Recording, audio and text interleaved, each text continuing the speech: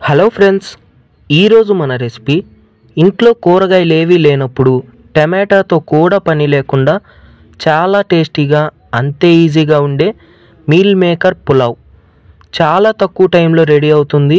Even lunch బాక్స్లో పెట్టేందుకు కూడా సరిపోతుంది. So let's start. ముందుగా బౌల్లో 75 గ్రాముల మీల్ మేకర్ను వేసుకొని అందులోనే 2 గ్లాసుల వేడి నీళ్ళు పోసి 20 నిమిషాల పాటు పక్క నుంచి నానబెట్టుకొని 20 నిమిషాల తర్వాత మీల్ మేకర్ను నీళ్లు లేకుండా గట్టిగా పిండి తీసి పక్కనుంచుకొని ఇప్పుడు కుక్కర్లో 6 టేబుల్ స్పూన్ల నూనె పోసి హీట్ చేసుకొని ఓ చిన్న ముక్క పట్ట, 4 లవంగాలు, 4 యాలకులు, ఓ బిర్యానీ ఆకు, 1/2 టీ స్పూన్ షాజీరా వేసి వేపుకొని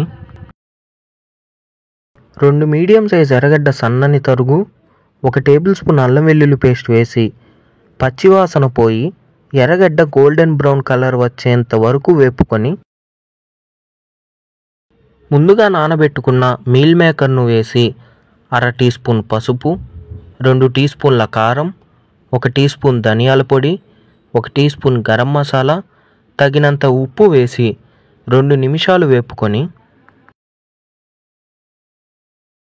అందులోనే 4 గ్లాసుల నీళ్లు పోసి ముందుగా కడిగి గంట సేపు నానబెట్టిన 2 గ్లాసుల బియ్యం వేసి బాగా కలిపి మూత పెట్టి మీడియం ఫ్లేమ్లోనే 2 విజిల్స్ వచ్చేంత వరకు ఉడికించుకొని